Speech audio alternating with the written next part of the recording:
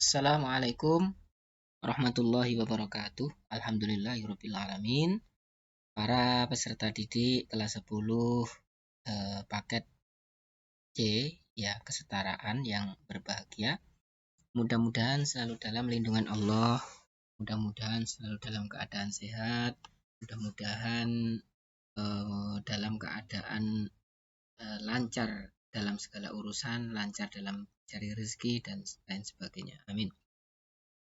Kita lanjutkan, kemarin telah sampai pada pendahuluan ya, betapa pentingnya agama Islam ini bagi kita semua ya, selaku manusia untuk meniti kehidupan ya, supaya kehidupan itu terarah menuju pada kebaikan dan yang jelas berbahagia, baik itu bahagia di dunia maupun di akhirat. Oleh karena itu penting sekali ilmu agama Islam. Nah, kita masuk ke bahasan sebelumnya. Ini tugas yang kemarin di di e-learning ya. Jadi ada pertanyaan mengapa manusia membutuhkan petunjuk dalam hidupnya. Ya, ini karena ada yang menjawab. Ini yang jawab siapa? Silahkan yang merasa. Karena tanpa petunjuknya kita bisa tersesat. Pada dasarnya manusia dilahirkan dalam keadaan polos dan tidak tahu apa-apa ya. Betul juga ya. Jadi silahkan nyimak di materi ya. Bukan hanya sekedar menjawab, tapi silahkan simak di materi. Ya, ya ini betul. Pada dasarnya manusia itu tidak tahu. Ya, dilahirkan dalam keadaan juga tidak tahu. Ya. Oleh karena itu butuh petunjuk. Ya, petunjuk agama dalam meniti kehidupan. Mana yang benar, mana yang salah. Mana yang benar ya diikuti, yang salah ya dijauhi. Nah, inilah fungsinya hidup petunjuk ya. Nah, pertanyaan yang kedua, agama Islam adalah petunjuk yang lurus untuk mencapai tujuan hidup yang sempurna jika melaksanakan dengan benar. Akan tetapi mengapa kebanyakan manusia tidak mengikuti aturan tersebut ya. Padahal jika mengikuti itu sangat baik bagi kehidupan dunia maupun akhirat. Macam-macam jawabannya ya. Macam-macam jawabannya. Intinya mengapa? Karena ada yang menjawab karena masih dengan nafsunya, mengikuti nafsunya, kemudian memahami agama Islam tidak penuh, kadar iman yang masih kurang, yaitu juga benar. Ya, pada dasarnya manusia itu selalu mengikuti hawa nafsu, sehingga kalau hawa nafsu dituruti memang yang benar dianggap salah ya. Intinya nafsunya dituruti. Selain itu tadi betul memang kurangnya pemahaman agama ya, manfaat ilmu agamanya tidak terlalu mendalam ya. Kemudian kadar iman masih kurang. Oleh karena itu usahanya apa ya, selalu mempelajari ilmu agama itu sangat penting. Yang kedua berdoa, selalu mohon petunjuk kepada Allah agar diberikan petunjuk yang benar. Baik, kita lanjutkan. Materi selanjutnya adalah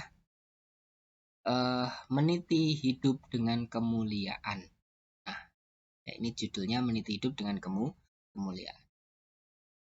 Ya, kita tahu akhir-akhir ini banyak kerusakan lingkungan, ya, penebangan hutan, penambangan liar, kemudian pembuangan sampah sembarangan, dan sebagainya. Banyak sekali lingkungan rusak disebabkan oleh manusia.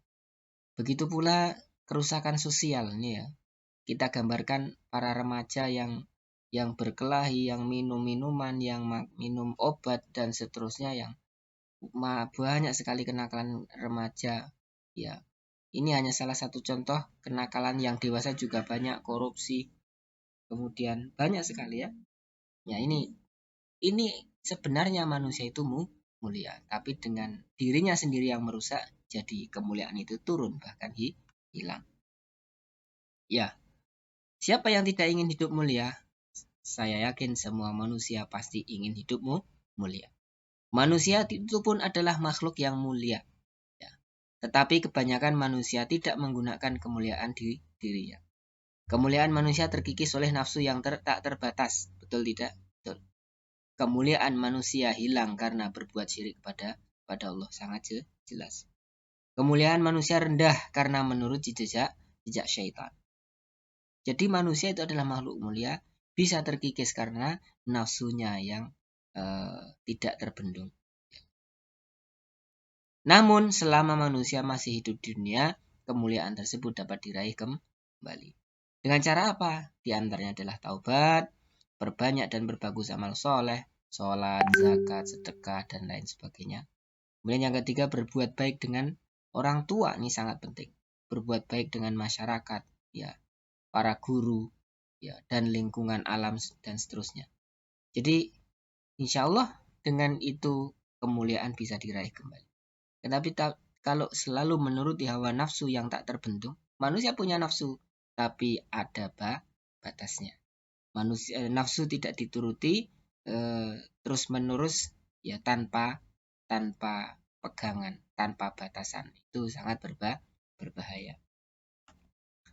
Nah, kita lanjutkan dengan pengendalian diri, mujahadah an-nafs.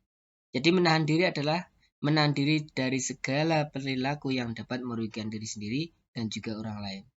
Ya. Jadi menahan diri dia. Seperti apa? Sifat serakah, tamak. Ya. Ya, untuk mengendalikan diri di dalam Islam biasa dikenal dengan puasa. Nah, puasa adalah salah satu sarana bisa mengendalikan diri. Ya, dia mau marah jadi sabar. Dia mau berbohong tidak jadi berbohong, jujur, dan seterusnya. Jadi sesuatu yang berbuat negatif bisa dikendalikan, yaitu dengan cara mengendalikan diri tadi. Ya. Selain itu, yang paling penting adalah mengendalikan diri itu adalah kekuatan iman kita. Ketika kita mau melakukan hal negatif, Allah Maha melihat, oh, saya dilihat oleh Allah, maka tidak perlu saya melakukan hal negatif tersebut. Ya.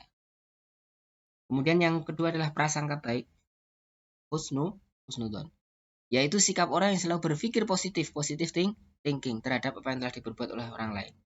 Jadi orang lain berbuat jangan dibuat negative thinking, ya.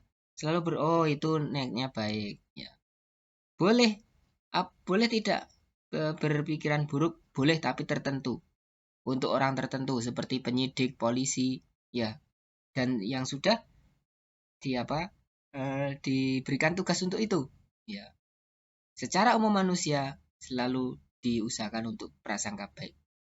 Prasangka baik kepada Allah, prasangka baik kepada diri sendiri, prasangka baik kepada orang lain. Ya. Ketika kita ditakdirkan seperti ini, prasangkalah baik kepada orang lain, kepada Allah, bahwa ini adalah yang terbaik bagi kita.